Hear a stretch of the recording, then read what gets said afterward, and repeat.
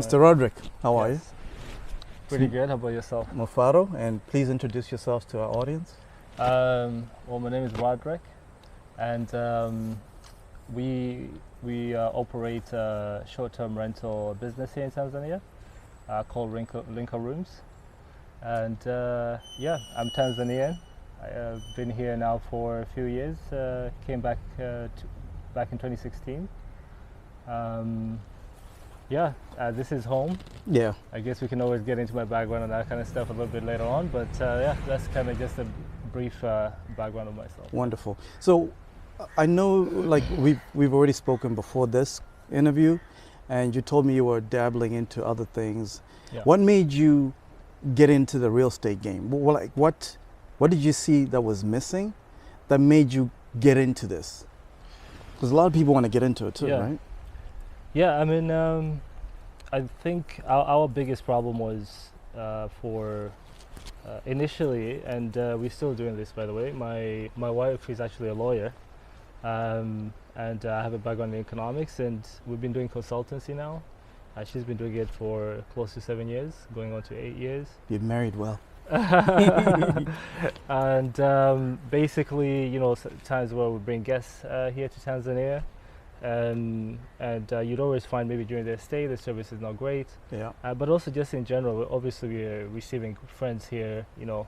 I have sisters, obviously my sisters and brothers, we grew up abroad, and sometimes we have our own friends visiting Tanzania. Mm-hmm. And you know, you do hear qualms about service, about knowing where to go and this kind of thing. So we got into it in a way to be able to be like a second voice for the people who are coming to visit, mainly Tanzania for now. You know, you book somewhere, you want to know where the closest restaurants, Mm-hmm. where what are activities around your neighborhood that you're booked in, you know, what can you do. Many times this information, unlike when you're abroad, you know, if you're in New York or you're booking in Paris or Yes. booking in Atlanta, Atlanta, where I'm coming from. Yeah. yeah, you'll find, you know, maybe a lot of these people have already registered themselves, a lot of these businesses have already registered themselves on Google. So depending on your neighborhood, Google can just suggest those options for you. But when Yeah. you come to developing countries, I guess in general, not just within Africa, that's not always the case. It's you know? not at all. Yeah, so you know, it's easier if someone can just, you know, be able to phone somebody and be like, hey, I'm in this neighborhood. Mhm. What can you suggest? Maybe what eateries are around me? You know, what bars or what areas can I go shopping? Where can I go get my groceries? You know, just to get the informed, quick idea of things they can do. Right. But beyond just the neighborhood, of course, generally, you know, we have guests coming towards the end of this month, heading to, for example, initially they were coming here just to stay in Dar es Salaam Yeah. at a beach house for 3-4 days, but I want to see a beach house. and you know, after that they were like, hey, before that we're going to be in Arusha. Do you have? Can you help us with Arusha? You know, also we're going to head to Zanzibar after the stay in Dar es Salaam. Yeah. You know, can you assist us with someone down there that can kind of show us around Zanzibar and that kind of thing? So obviously that's not our focus area. Yeah. You know, we don't do tours in Zanzibar. Yeah. But unlike, you know, another rental company that you can book online with, Mhm. where you just get the booking and that's it. At least with us, you can make that phone call and then we can suggest someone for you. Let's say in Zanzibar, that could be a great guide and they can assist you with local pricing and that kind of thing, you know. Wonderful. Yeah, so it was just with that in mind, we kind of got into it slowly, without a vision of let's get into real estate. Got it. I have a follow-up question to everything Yeah. that you said, Sorry, because that was a obviously, long answer. no, that's perfect. That's exactly what I want to hear. Yeah. And thank you for being as detailed as possible. Yeah. And this is what makes a great conversation, right? Yeah, Is that yeah. you give me as much detail as possible. So you said that over the years, you've been noticing a trend of people coming here to visit, Okay. and they are looking for both a place to stay that's got good service, and then Yeah. they're also looking for suggestions on things to do, correct? Yeah. So I see you've sold the accommodation part, Yeah. but how are you trying to solve the problem of people knowing where to go, all the cool spots to hang out? Like, how are you solving that problem? Yeah, I mean, we give obviously ideas. We give suggestions as to places you can try out, activities you can do, and this kind of thing. Yeah. Obviously, as I said, our focus is on short-term rentals. Yeah, of course.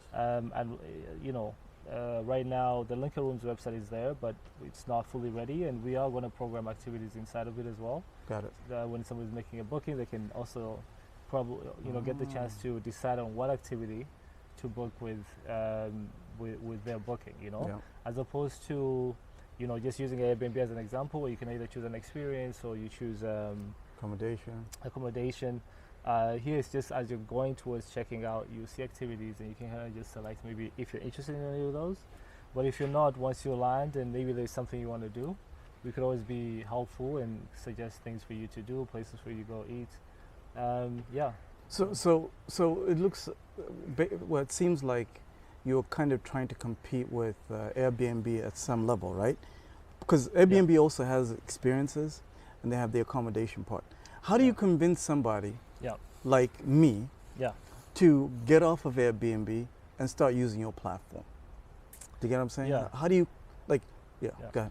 Yeah, I wouldn't say we are in the we're definitely in the business of convincing someone to get off Airbnb. Mm-hmm.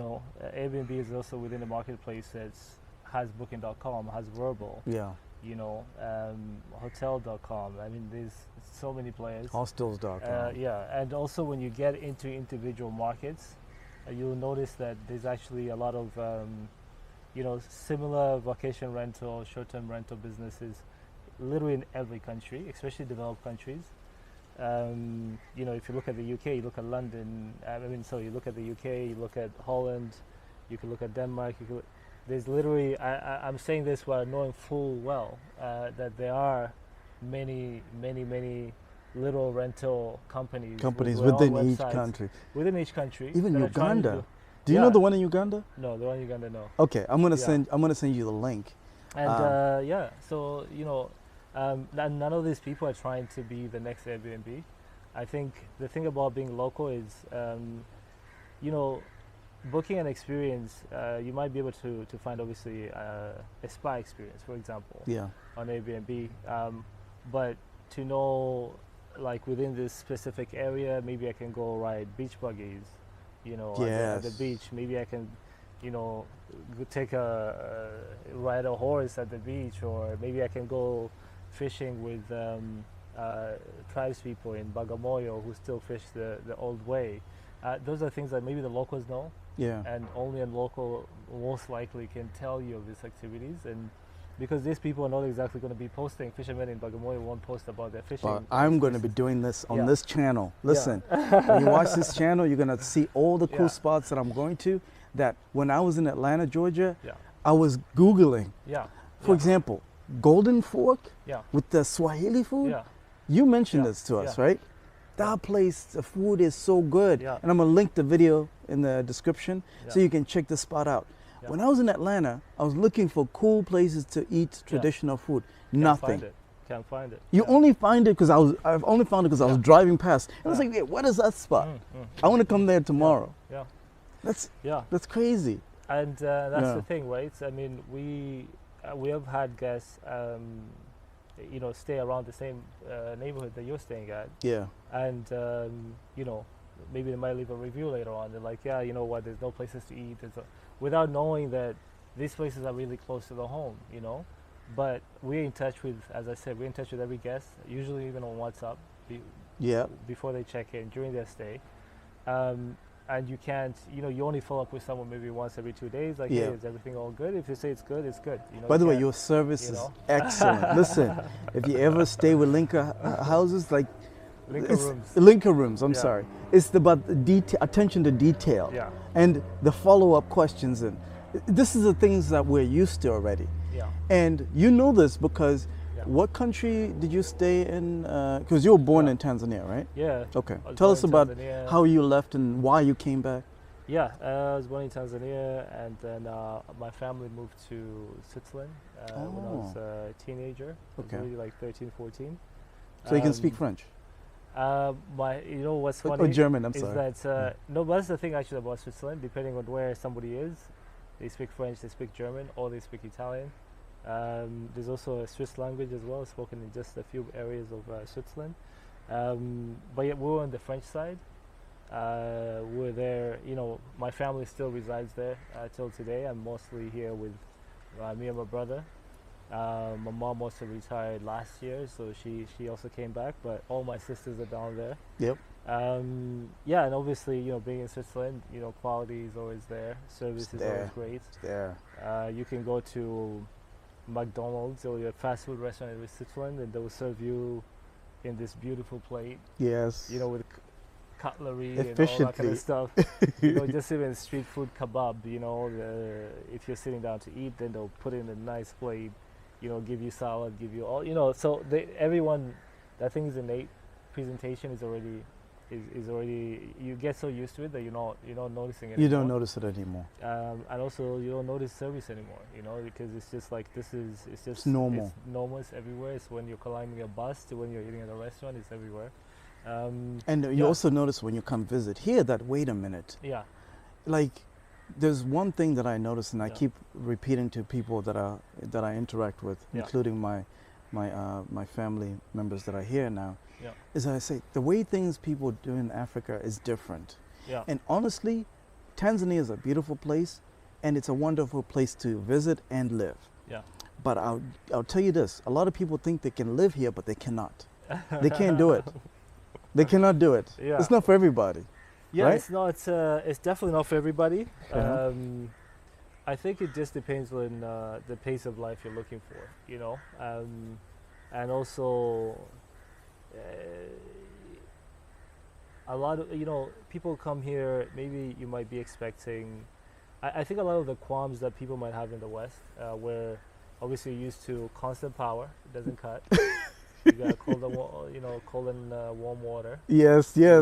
Water pressure. Great Wi-Fi, doesn't cut, doesn't have problems. They just those few things that are given, and you expect them on the daily. And coming back here, you can kind of expect a little bit of that adjustment.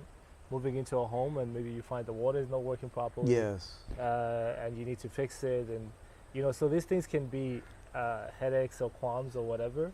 But I think for what you're getting in return, in terms of just the peace of mind, in terms of the difference in a lifestyle, you come here with $3,000, as I mentioned to you earlier. You're making $3,000.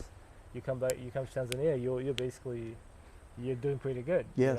That's in T shillings. That's either close to 7 million or a little over 7 million T shillings. It's a lot of money. And it's a lot of money, because the place you're going to rent out is going to cost you $1 million or less, and that could be anywhere from a 2 to 3 bedroom for $1 million or less, and we're talking about $400, $450 for a 2 to 3 bedroom home with parking.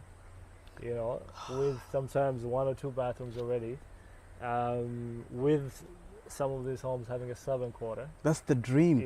Let me tell you this. Paying $4 to $450. Yeah. So for a home that fixing the pipes to get great water, fixing those pipes will probably cost you $150. Yeah. $150, and the power thing. Power rarely cuts, to be honest. You can go 4 months. You've been here for a while as well. Yeah. You can see power doesn't cut About often, a month, yeah.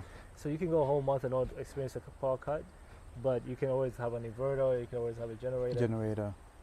And these things don't cost a lot of money. If it's that important, then these are things that you can get still on your monthly paycheck. Like you can arrive here and be like, yo, you know what, I'm going to get a place to rent. I'm going to just get a generator. I'm still going to get, just make sure the piping is great. Yeah. And we're still talking about someone who's getting $3,000 in the US, right? And yet you're making these decisions without having been, to think like, okay, let me look at how my next paycheck is sitting at, how can we whatever. Of course, the key problem here is the rent is usually 6 months. In advance, yeah. Yeah, in advance, 6 months. We don't do month to month here where you just pay first and last. But as a whole, you're still, if you're paying $1 million and you end up paying $6 million for 6 months, you're still paying about $2,300. It's a good deal. Like it's still a good deal. Yeah, because so it's still a 1 month, less than your 1 month paycheck. Yes. For you're talking about 6 months. For 6 months of worth of rent. And this is another thing that I'm trying to convince people that are going to watch this channel that, look, if you are working online like I do, which there are thousands of people out there in the diaspora that have been forced to start working online because of what's happening, social distancing and everything. So a lot of these people don't realize that they can come to places like this, stay for even 30 days like I have, just have good Wi-Fi and have great experience, and you're still working. Nobody ever has to know that you're in Africa. They'll never know. Like the people that I work with back home, they have no idea. Except, find out. Unless I tell them. But they're hacks. You know what I'm saying? They're course. Hacks. So why not take advantage of those opportunities? Especially at a time like this. Yes. And then one other thing. I was going through a kind of culture shock, right? Because I haven't had any house help in a long time. Over there it's too expensive, right? I had to keep apologizing that, oh, I'm sorry, the dishes are dirty. You have to do your own dishes, you have to do your laundry. So I had to keep apologizing for things. I'm like... And yet you're paying for it. But she was so happy to do it for me. Yeah, of course. But that's what I love about it. Because what you're doing in that case is that you're buying back your time. You're buying back your time that allows you to be even more productive. If I had to worry about, doing my own laundry, doing my own cooking, then I'm not being productive and having good conversations like you, or going to check out amazing spots in Dar es Salaam. It will amaze you, but I have family friends.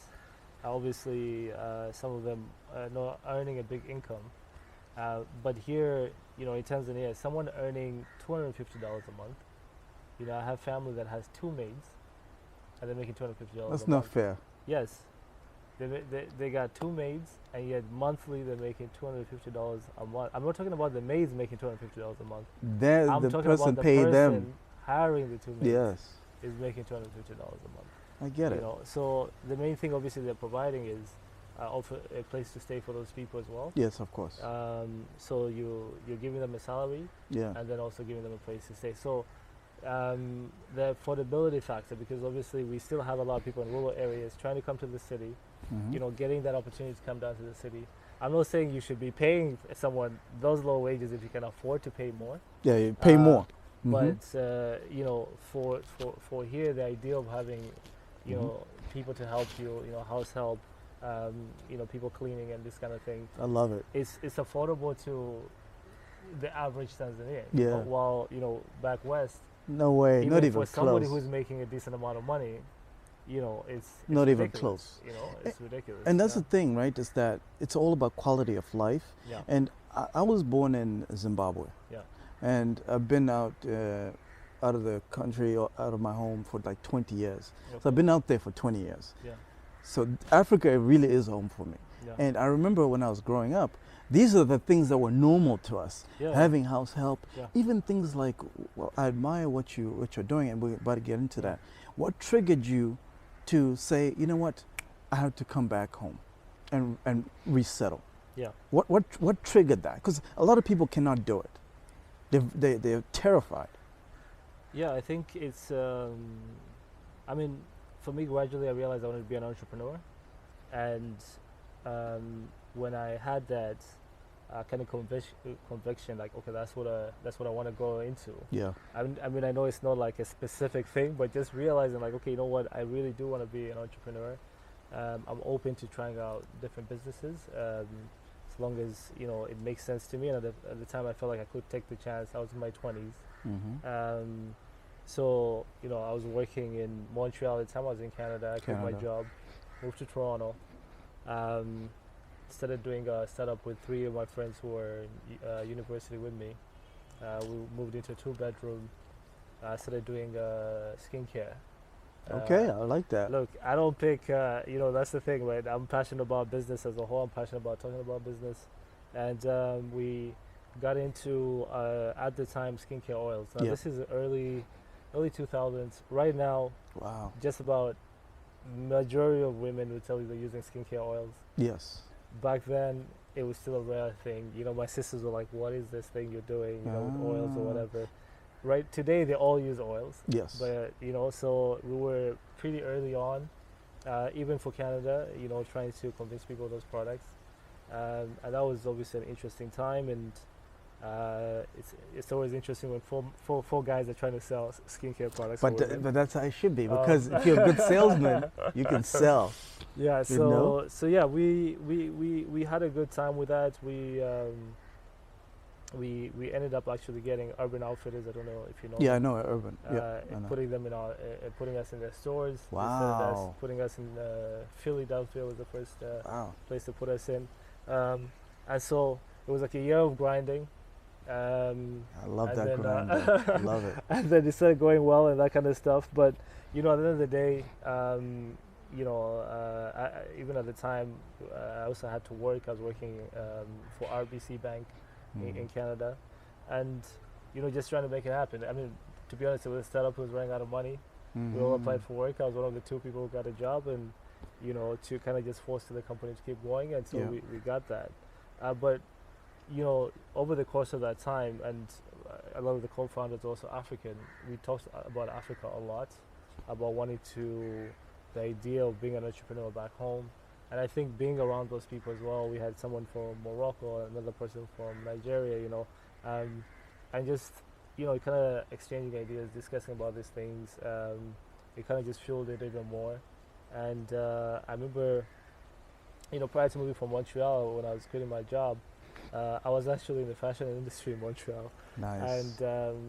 And I told myself, you know, I want to go do a startup instead, earning nothing, because I already had the vision that in 2 years I was going to be home. It took 2.5 years, but I knew I wanted to. I'd already made the decision to come back, and knew, okay, to be an entrepreneur, I definitely want to do 2 years. As I said, 2 years prior to making that decision, I already knew, like, look, since I want to be an entrepreneur, I want to do it in Africa.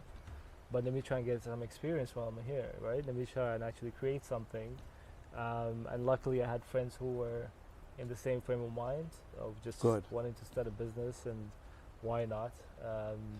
So yeah, that's what made how do you block out the haters? Because a lot of maybe not the haters, the naysayers and the people that are going to discourage you. Because that's what happens when we're out there in the diaspora. We get distracted by people that are telling us, "Oh, you want to invest back home? You know, if you invest back home, you're going to get scammed, right?" All these stories. Do you get what I'm saying? Yeah, I mean, I especially don't blame, I think these people's way of thinking sometimes. So much of your opinion these days can be what you want to see. You know, like, to be honest, you know, even the answers on Google are what you want to see. That's true. If I search and you search for the same thing, you're getting different results. That's true. So, and you know, YouTube is Google, you know, and Facebook and everything else. So, so sometimes, you know, if you want to believe something, you can believe that many people believe the same thing. Because you're seeing the same results wherever you're looking, and some, you know, especially you look at the U.S. and you compare it to England. I might be wrong on my statistics here, but I believe over 80% of people in the UK have a passport. You know, and so pretty high number. They travel. You know, that means they're curious about travel. They want to get around the world. In the U.S., this is a whole different ballgame. It's a you complete have people opposite. who have never left their state, let alone, you know, you're not even talking about leave the U.S. Some people just never left their state. I knew people in New York City where I lived for 10 years. I'd never left the city. Never left New York City. Not even to go to the neighboring state of New Jersey. So I know exactly what you're talking about. So and you look at, sorry to say, but, you know, looking at CNN America, CNN Europe, Different. you know, it's two different things. Or BBC or BBC DW. and all this stuff, you know, like you can watch a soup commercial on probably an American CNN channel, you know, and so, you know, I think it's a different way of receiving news or receiving information.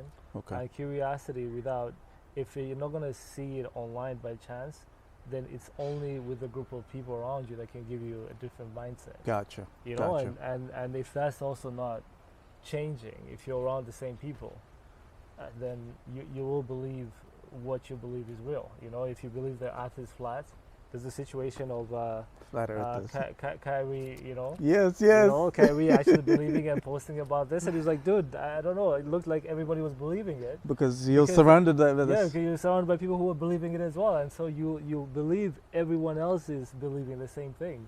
And so that's kind of the world we live in, and there the disparity between just the people who have passports between these two countries tells you that more like I almost can't blame them, you know. Yeah. Like more needs to be done. That curiosity plug needs to be ignited, and I think Europe is better at it than it is in the U.S. I have to agree with that. And you know, kind of when you're coming down here, for people to think like, hey, maybe there's no supermarkets, maybe there's no. I told you of a family that was staying at a property there in Mikocheni. They came down here. They're here for 3 weeks. Initially, they were saying, look, our family was like, yeah, you know, you're going to get some supermarkets down there. They don't have buildings down there. They live in trees. And one of the people who was saying this was, you know, the guy's mom. And then over the course of 3 weeks, the mom moved here for good to live with them. You know, because they called back, they're like, "Oh, there's supermarkets. There's everything." By the way, you're gonna see yeah. a whole bunch of things that we're gonna show on this channel about how many things that they don't show you unless you come here. Like supermarkets, I went to all the brands that I wanted, all the liquors that I wanted, all the candy. You think you won't find it? Everything. You come down here thinking you won't find it. I found it. Yeah. I found it. Okay, so 3 more things before we go check out a property. Yeah. The first thing is there's something that I noticed, and I wonder if you noticed the same thing when you first moved here. Yeah. If I try to build a network of high net worth individuals in where I live in the States, like Atlanta, it's very difficult for me to be in that social circle of people that are doing big things. Yeah.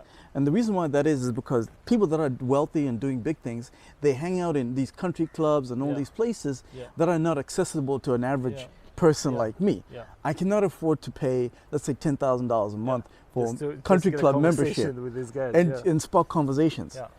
But in Tanzania, I don't know if you noticed this, I was able to network with people that are millionaires. Yeah.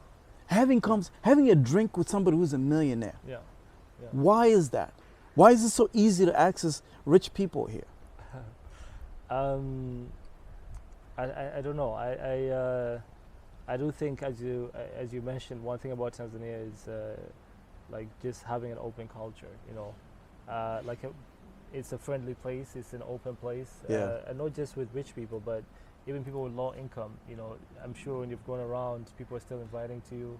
Hey, like, you know, come by, or you know, people trying to assist you in whatever way they can. I think it is. It's probably more of an open culture. We still haven't yet gotten to the point of creating walls.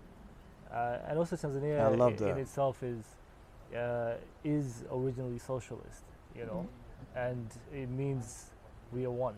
You know, that's the thing about socialism, right? I mean, hey, I don't want to get into socialism. Okay, I get you. But the ideal of that is those ideals of socialism is we are one. It's still part of the fabric of society. Yeah, we're still part of the fabric of society. We're in a way we're the same, you know. And if you even look at majority of, let's say, the cars that are around here, if a wealthy person is driving an expensive car, they generally look like other expensive cars that other wealthy people are driving. You know, it's not like you're gonna go out and buy a Porsche. So that's another thing. So it's all about you know, similarity. So it's almost hard to guess how much money somebody has, because somebody who has a great bank job is driving the same car as the millionaire who's in dollars, you know. Yeah. And that millionaire can afford a Phantom or a Maybach or whatever, but Bentley. Just kind of choosing the fabric of being around here, and I think also just being around here as well. I'll probably do the same thing. You know, you kind of just, on some areas you conform because it's not, because I don't know. Like I guess it's also not within the society, it's not within the culture to be flamboyant. You know? Let me give you an example of my experience specifically of hanging out with people that are, you know, well established in Tanzania. There's a place that I went to in Mwanza called Bonasera, right? Okay. And the owner of Bonasera, by the way, I'm gonna link to put a link to the video for Bonasera so you can watch. This place is like I've never seen a place this good. Okay. It's like a hangout spot. We talked about. I told you before, but the video is gonna come out. We're gonna edit it. Then you will really see how dope this place is. My experience there was excellent.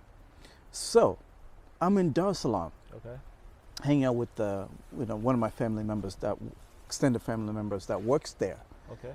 He's part of the team at Bonacera that helps promotions.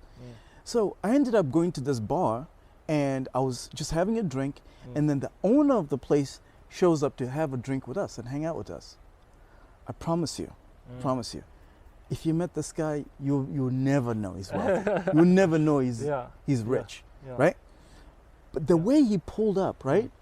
Very humble guy. And even the car that he drives, you would think that he's the taxi driver. You will never know. He's the Uber dude. Yes. But I knew how accomplished he was, right? So I was like, oh my God, you know. So me, I'm being like, oh, you know, thank you for hanging out with us. You know, I have 1,000,001 questions for you, because I don't get access to those type of individuals over there, or even in Zimbabwe, where I come from. People who are that accomplished, who are millionaires in Zimbabwe, you're a pauper to them. You know, they want to keep a distance. But here, it's not like that. So we shared a drink, we hung out. I asked him a whole bunch of questions about, you know, doing business in Tanzania, you know. And then I was like, okay, how did you become so successful in an environment where people don't believe that they can be successful, right? Successful. And then he said, the most humble answer was like, you know, I'm not all that, you know, I'm still trying to get there. I'm like, first of all, if I had a fraction of what you have, I'll be rolling out of the Bentley, you know what I mean? But I love that about this culture, this society, that it's like no one feels that they're better than the other person just because they got money. Yeah, definitely. You know? Definitely. I love that. Yeah, I mean, you mentioned before you touched on the idea of coming back, right? Of why would you want to come back and this kind of thing, and I think a part of it is that I think you know, it's funny because I was in Switzerland and I think, you know, Switzerland had a little bit of that.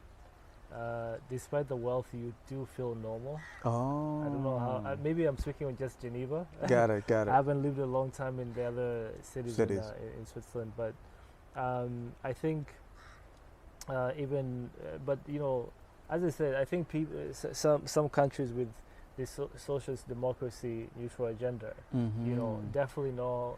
I think it kind of embeds within the culture.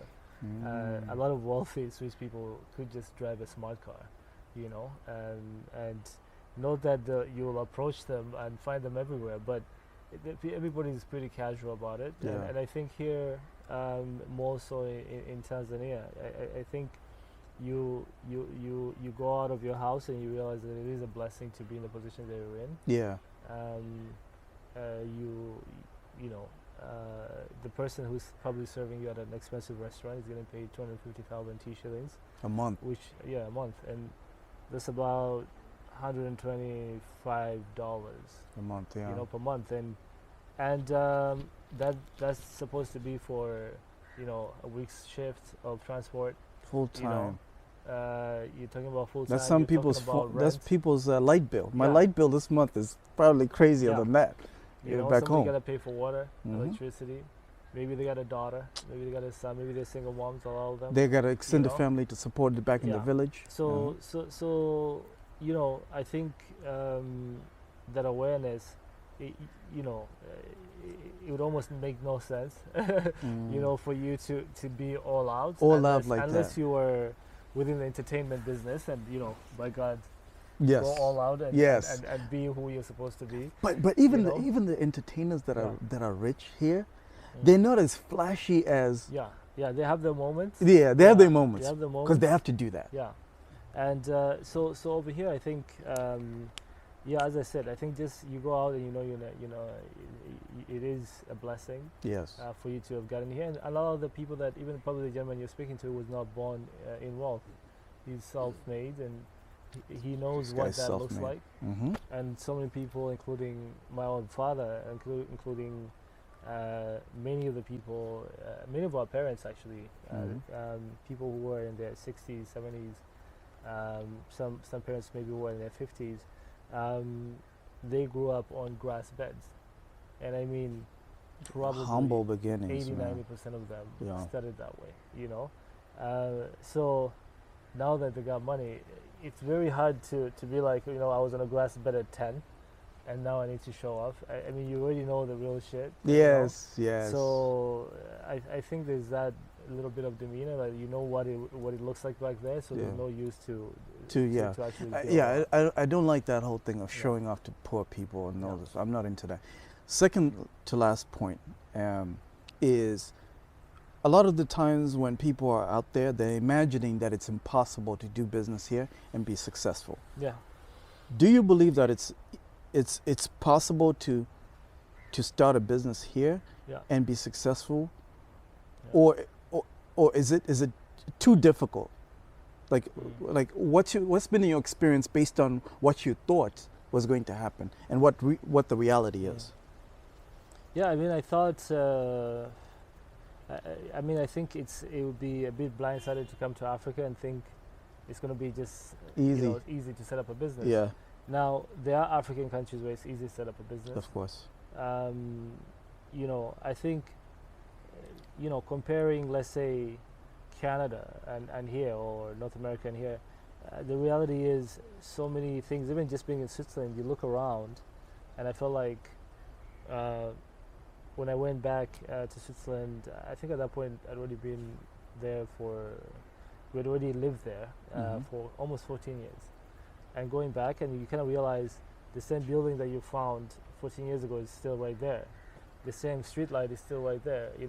Like the city can change. It's hard to change because it's already packed, it's already filled. Not packed with people, but development has already got into the best that it can be. Yes. You come here and you're like, okay, power's getting all the time. Maybe I could get cheaper generators for people. Delivery service. I was sitting in the spot and I was feeling lazy to go get some food. And I was just like, man, what if there was an Uber Eats type of app where I can just like a Bolt? Called Piki? Oh man, I need to download that. Yeah, Piki is the number one app here. Really? Food, yeah.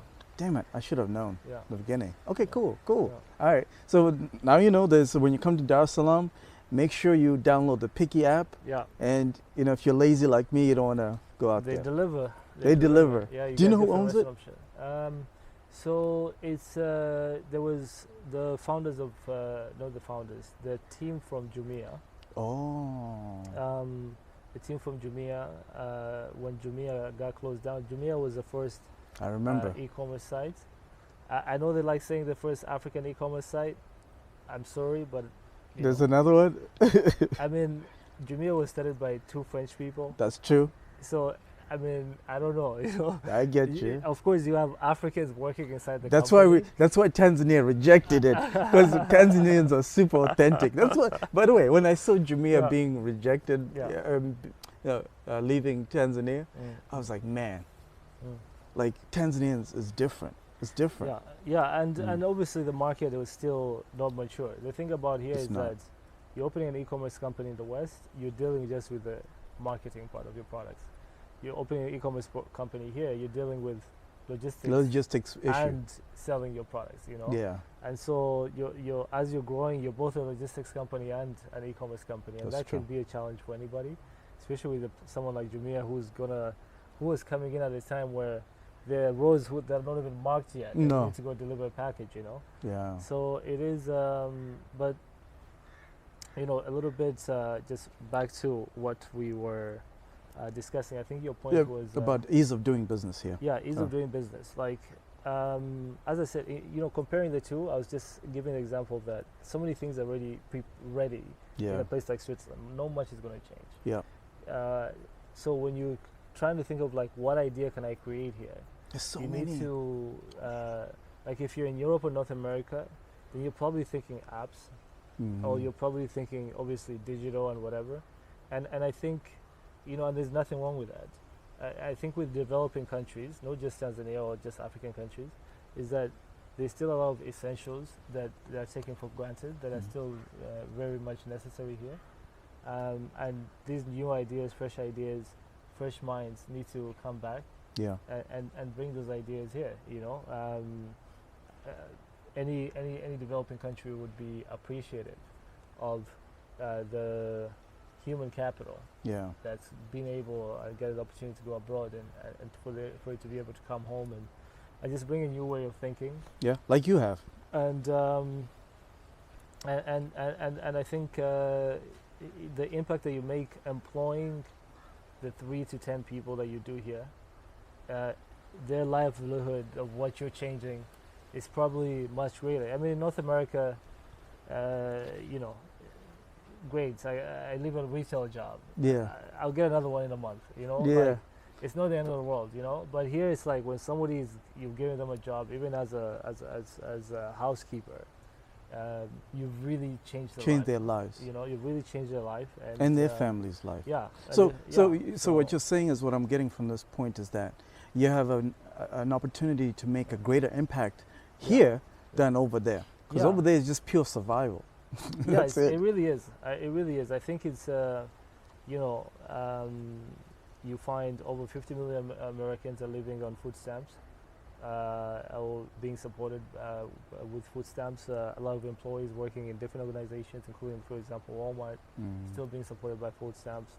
But all that aside, I think this idea of just working paycheck to paycheck, so many people are scared of being like, wow, you're going to Africa. But really, if they lost their job for a month, they'll be done. It's over. They'll be literally where they started, even if they're earning, $6,000, $8,000 a month. It's kind of like people, despite earning all this money, are still living paycheck to paycheck. Yeah. And because it's a system that's supported by credit, and you're either in credit or you're out of it, and then nobody wants to take you. Facts. So Facts. while over here, I think I read a couple months back of this guy who started a tech company. One person got it to 10 million, and that's the world we live in. Great. One person, you can start a company online, get it $10 million with no funding. And that's amazing. Though over here, it's like, I think when people think of big impact, I think when I was abroad, I thought, you keep seeing Jeff Bezos, Elon Musk, that you really think this big impact, you need to make this big impact. And I think over here, the impact can just be big enough for those 2-3 people. You've made a huge enough impact within their lives that maybe their son will go to a school and make an impact in Tanzania more than you might even be thinking. So what we need is 100 of you to come back home. We need 99 more. Just the one. 99 more. Listen, bro, I really appreciate you, at least confirming what I already kind of knew. Yeah. But people need to hear it in a conversation setting like this one, so they can believe that it's possible, right? Yeah. And what property are you going to show us today? Tell us a little bit about that. Yeah. And it could be just, I guess it's an example of what you would offer, right? Under Linka Rooms? Yeah. Sorry, just to finish on the last point, because you were asking about how easy it is to start business. Yes. As with any new market, you don't enter it blindly. I think it's always good to seek out whether it's a lawyer in that new market, depending on the business you're doing, so you can get the advice. Funny enough, I told you we've been doing consultancy, and my wife has actually written a book on market entry that would assist a lot of businesses. Shout out! We gotta give a shout out to to Namala. Yes, Namala. There you go. We're gonna put her. Can we put her details in the link of the video? Gotcha. So that when people are looking to enter the market, at least she can consult with those people. Yeah, definitely. We have Linka solutions that for people that might be needing those services. Cool. We could potentially be assisting them with that. But I dig it. You know, so it's good to kind of just, you know, you can't enter the market blindly and just talk to people and then easily get scammed and be like, oh my God, this is why I didn't want to come down here, you know. I think if you're coming down with money, and a little money from abroad is a lot of money here. I know. And so, you know, you need to understand that because it's true. It's easy to just feel like, oh, you know what, well, it's just $300. Well, it's $300, but that's 70% of the population earning that, you know. So that's somebody's rent. Like, what about, you know, that's what I'm saying, like in the grand scheme of things, that's how much majority of the population is earning, you know, and so yeah, I think it's the government is definitely welcome to people coming here with ideas, with businesses and this kind of thing, and I think anybody would be as well if it's within developing countries. So I do push people to come out here, and you'll be surprised, you know. I think you'll be surprised, not by the fact that the idea you're coming with here might work, but by the fact that there's many more ideas than you thought. And now what do you pick, you know? Well, which one do you pick, and which one makes sense based on the advice that you're going to get from Linka Solutions, right?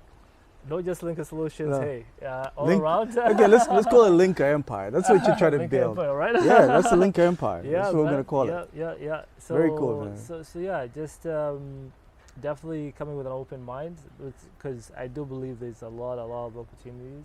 Too many. It's overwhelming. And the reason I say that is because Africa still has a lot of problems that need to be fixed, and these cannot be governmental problems. The government cannot fix all these problems, and neither did they when the US was coming up or Europe was coming up. Entrepreneurs self-created, self-fixed, you know, these problems. There's a time when the richest people in the US were actually entrepreneurs, richer than the US government itself, you know. So exactly. So there is a need for human capital, especially people who are from here or people who have an interest to be moving back to Africa, and just get a complete new lifestyle, you know, a complete new lifestyle, a new beginning, where television won't be all about twerking and booty shaking, you know, and all these things. Granted, those things are fun, you know, but like it's really a whole new grounded, more just different way of lifestyle, you know. Different culture. Different culture, and you're coming here maybe with a bigger picture in view, beyond just like I gotta go there to start a business, you know. So there's way too many opportunities for sure. So basically what you're saying is, in conclusion, is that come here with an open mind and be willing to learn, right? Yeah. That's how I came. I came here even being willing to learn about culture that I didn't really understand 100%. But I'm glad I learned, you know, and we'll move on. Yeah. So the property you're saying? Yes, sir. I'm excited to see the beach property. Yeah, man. Basically, as I mentioned to you, you know, we rent out properties for short-term rentals. Yes, sir. So one of the properties we're hopefully going to get the chance to check out. I want us to check out too. Sure. But definitely we can head out there. It's one of them is just kind of like a boutique hotel place, boutique villas or boutique hotel. Wow. And the second one is just a beach house. Okay.